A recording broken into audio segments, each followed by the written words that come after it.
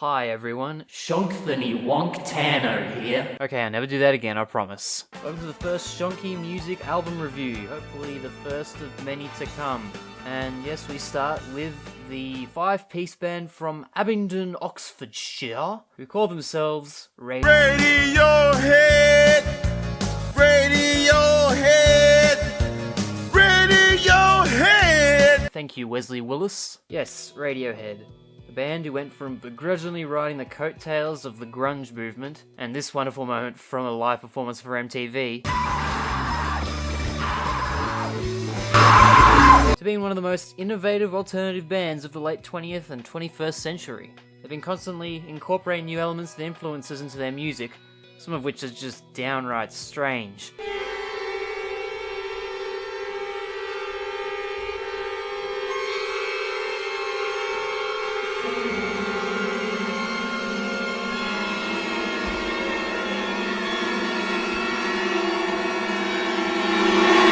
Most bands that make big changes to their sound alienate their fans. One of their albums was them basically saying, "Oi, fuck that rock music shit, mate. We electronic now, fam. Bleep, bloop, bleep, bloop. You know what I'm saying, bruv? We aren't even gonna release any singles from the album because we know you're gonna buy it anyway, mate." And yes, that still worked. Anyway, there's of course one album in their discography that is basically universally accepted as their best album.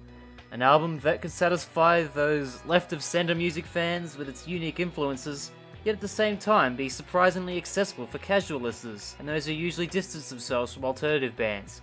Hell, the reason I started listening to this album was because my parents bought it at a garage sale. That's right, my parents bought this album. They're both older than 50, and they bought a Radiohead album. If that doesn't tell you how much of a cultural impact this album has had, then I don't know what does. Anyway, let's finally get into my thoughts on Radiohead's 1997 album, OK Computer.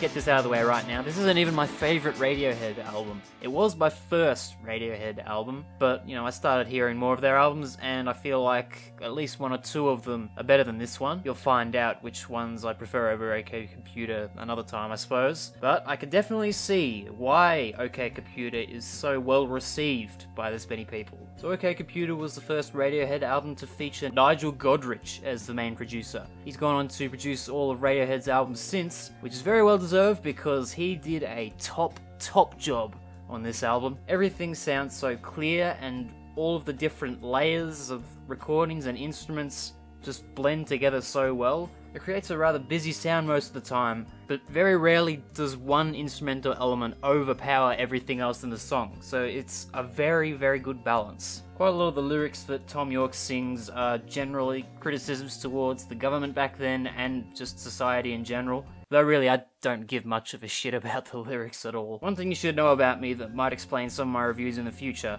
lyrics are by far the least important thing about what makes songs great for me. Of course, there's still some lyrics that I love, and sometimes really bad lyrics can definitely make it harder to enjoy a song, but generally lyrics just sit in this middle ground where I don't feel like they're really worth talking about at all. In fact, there's quite a lot of Radiohead songs which I love that I couldn't have sung the lyrics to at one point, so then I look up the lyrics, and I just think, this is nothing like what I thought he was singing. So most of the time I'm just hearing the nice vocal melodies, so the lyrics might as well just be strings of wordless nonsense syllables. It's just business.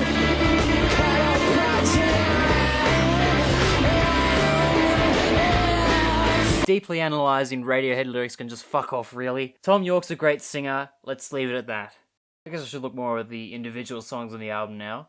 So, Paranoid Android, the lead single from the album, that was also the first Radiohead song that I heard that really interested me at all, especially with its constantly changing dynamics and that bloody face-melting Johnny Greenwood guitar solo.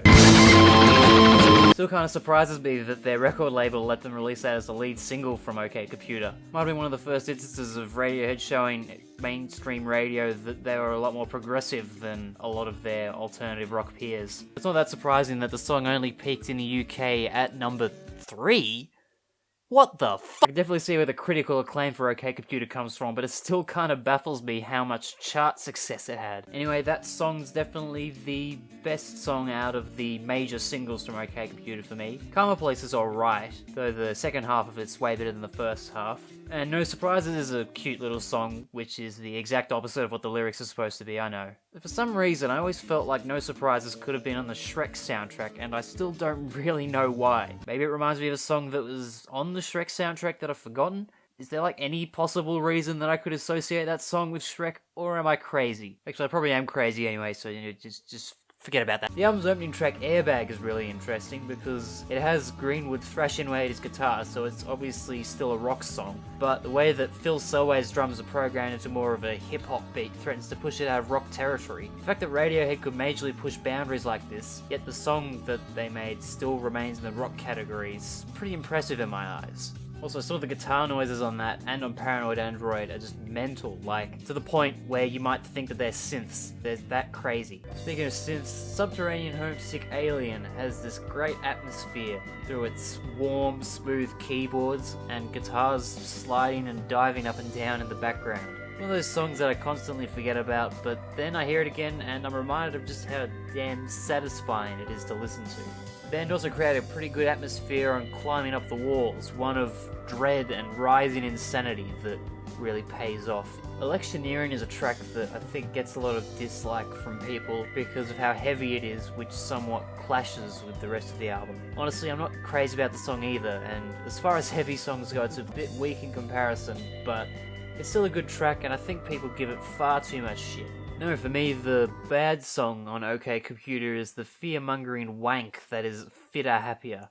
Then again, it was never really made to be a song, so maybe it doesn't count that way. I don't ever skip it when I'm listening to the full album, but I definitely can't stand to listen to it as a song on its own. However, my favourite song on OK Computer has got to be exit music for a film.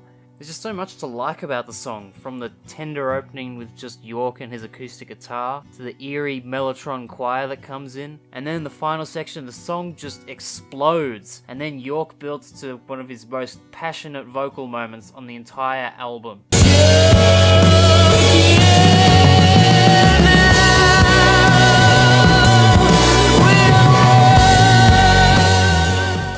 Hear the passion that the band had towards the music they were making on this album through moments like that, I feel. So while there are Radiohead albums I personally prefer, OK Computer is without a doubt a valuable album experience. How did the album manage to accumulate this massive audience?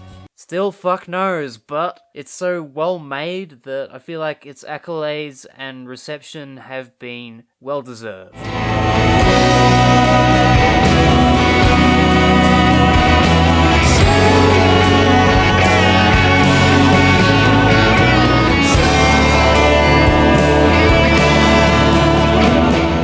I might have a proper outro for the videos on this channel at some point, but today's outro is just going to be me wheel deciding what the next album review video is going to be. It's basically the same wheel, though I've replaced Radiohead with Weezer this time, so maybe I'll be talking about Weezer next week, but it's up to the wheel.